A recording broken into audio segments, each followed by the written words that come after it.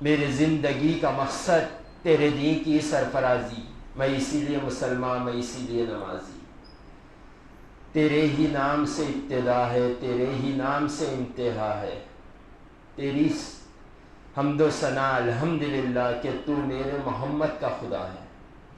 آج کا عنوان جو رکھا گیا ہے وہ انسان کی تخلیق پر رکھا گیا ہے، انسان کو پیدا کرنے کے مقصد پر رکھا گیا ہے۔ انسان کو جو اللہ نے پیدا کیا ہے، اس کا مقصد اللہ قرآن میں خود فرماتا ہے کہ ہم نے جن و انسان کو صرف اللہ کی عبادت کے لیے پیدا کیا۔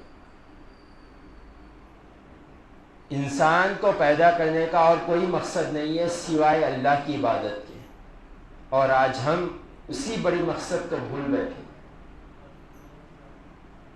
ہم اپنی زندگی دنیا بنانے میں لگا دے رہے ہیں، جبکہ ہمیں اپنی زندگی آخرت بنانے کے لیے لگانا ہے۔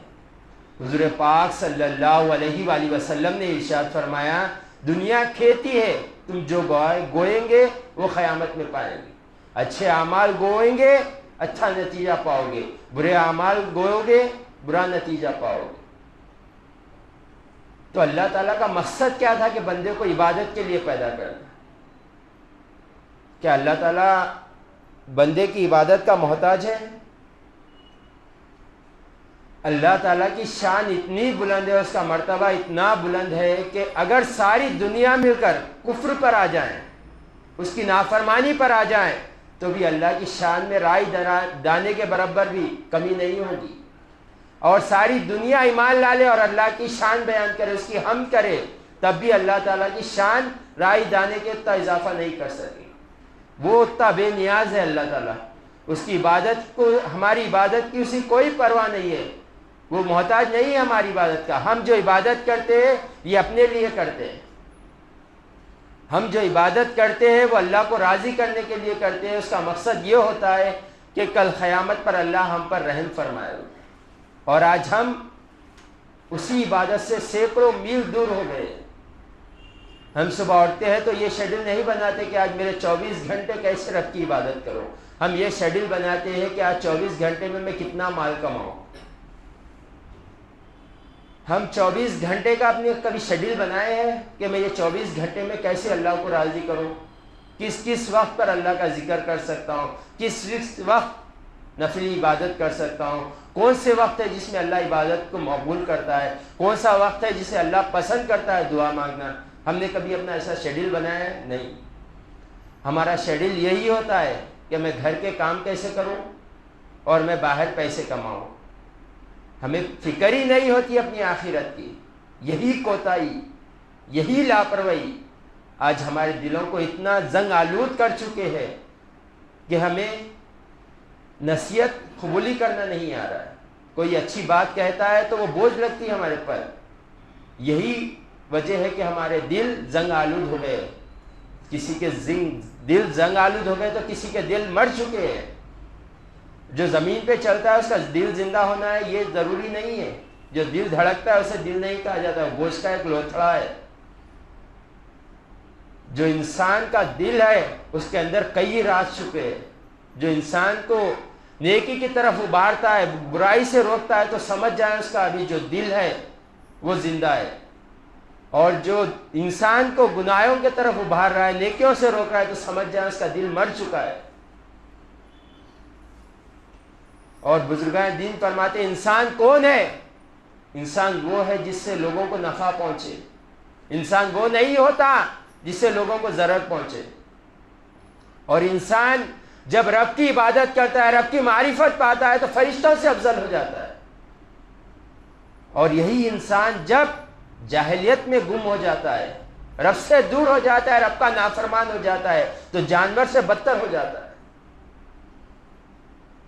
ہم میں کتنے ماں باپ ہیں جو اپنی اولاد کی آخرت کی، ان کے نمازوں کی، ان کے اخلاق کی پرواہ کر رہے ہیں۔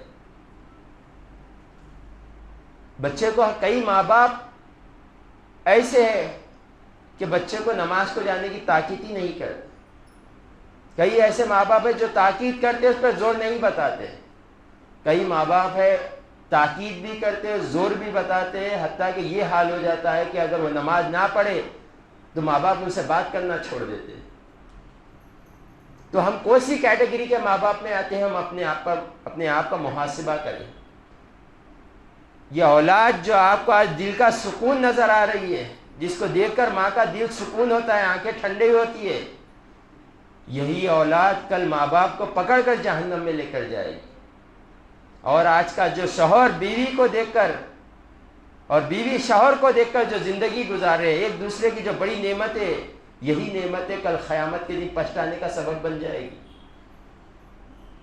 آج ہم فجر کا وقت ہوتا ہے تو سو جاتے آرام سے، ہمیں پرواہ نہیں ہوتی، ہم آرام سے سو جاتے. کل قیامت کا دن ہوگا، بندے کے نام اعمال اللہ کے سامنے پیش کیے جائیں گے، تو اللہ تعالیٰ جب بندے کو بلائے گا تو اس کے نام اعمال اس کے ہاتھ میں دے دے گا، اور دیکھو پورا ریپلے ہوگا اس کے سامنے، انہیں کیسی زندگی گزارا. اللہ پوچھتے جائے گا فلاں وقت تو نے یہ نافرمانی کی تھی؟ جی ہاں کی تھی. فلاں وقت یہ کی تھی؟ ہاں کی تھی. حتیٰ کہ موت تک اس کے نام عمل سنا دیا جائے گا. مگر اللہ تعالیٰ اتنا رحم فرمانے والا پوچھے گا اے میرے بندے، کیا اس پر کوئی گواہ ہے جو تو جب نافرمانی کرتا تھا؟ تو کہا جائے گا اے مالک کوئی نہیں ہے. تو اللہ کہے گا کہ میں نے دنیا میں بھی اس پہ پردہ ڈالا اور آج بھی پردہ ڈالتا ہوں، تو جنت میں داخل ہو جائے. یہ عام مبنی کی بات ہے. اب جو ہسبینڈ ہے وہ اللہ کی بارگاہ میں پیش ہوگا، اللہ کی بارگاہ میں پیش ہوگا تو اللہ اس کو اس کا نام اعمال دے گا، اور پڑھو. وہ پڑھے گا تو اللہ اس کے بھی عیب گناتے جائے گا. تو کہے گا کوئی اس پر گواہ ہے؟ نہیں ہے. تو جنت میں داخل ہو جائے. تو یہ جنت میں داخل ہو جائے گا، اس کے بیوی کو جہنم میں جانے کا حکم ہو جائے گا اس کے نام اعمال کی وجہ سے. تو جب یہ جنت میں شوہر کو جاتے ہوئے دیکھے گی بیوی، تو اللہ کی بارگاہ میں ٹھہر جائے گی یہ شوہر کس وجہ سے جنت میں جا رہا ہے؟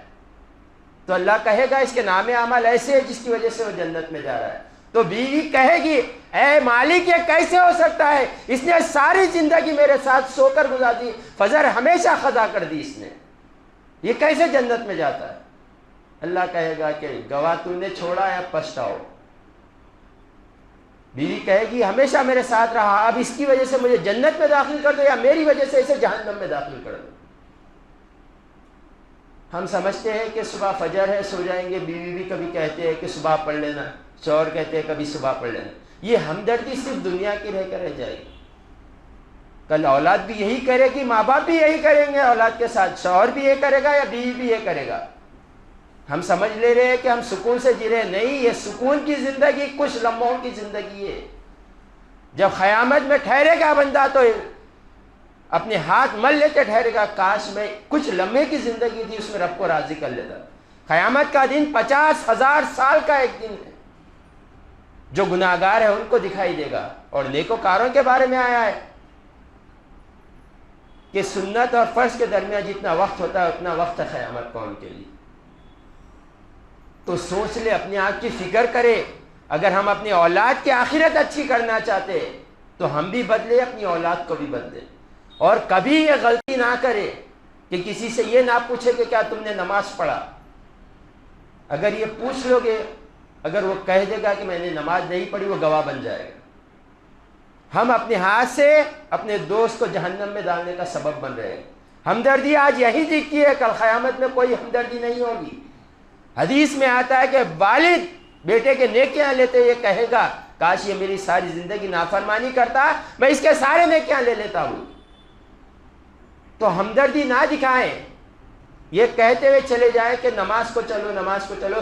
کسی کو یہ نہ کہے پکڑ کر نماز کو چلو بول کے. اگر خدا نہ خواستہ کہہ دیا میں نہیں پڑھتا، ایمان سے خارج ہو جائے گا. ہمیں احتیاطی زندگی گزارنا ہے.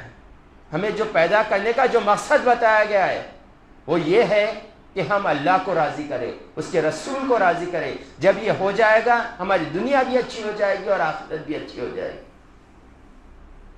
حضرت علامہ مولانا سید شاہ طاہر رضوی قادری صدر الشیوخ جامعہ نظامیہ آپ فرماتے ہیں اپنے کتاب میں کہ اللہ تعالیٰ نے بندے کو ظاہر کیا اور خود پوشیدہ ہو گیا.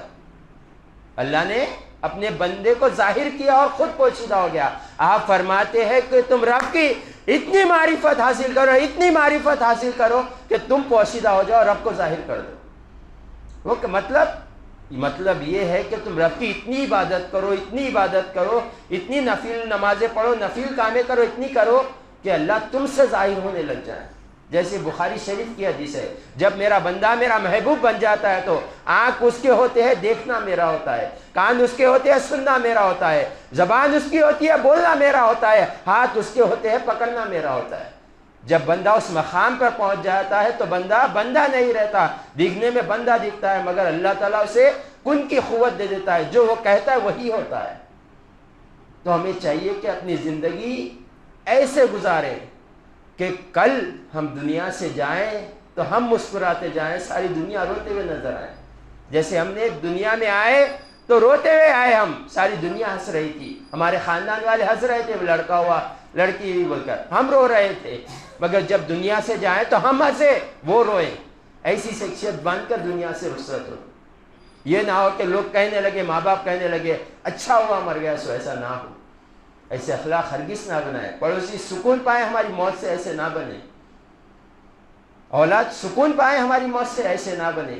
وہ تو سمجھے کہ اللہ تعالیٰ نے آج ہمارے سے ہماری نعمت چھین لی، ایسی شخصیت بنے. یہ کب بنیں گے؟ جب اللہ اور رسول کے فرما بردار ہوں گے. وآخر دعوانا ان الحمد للہ رب العالمین.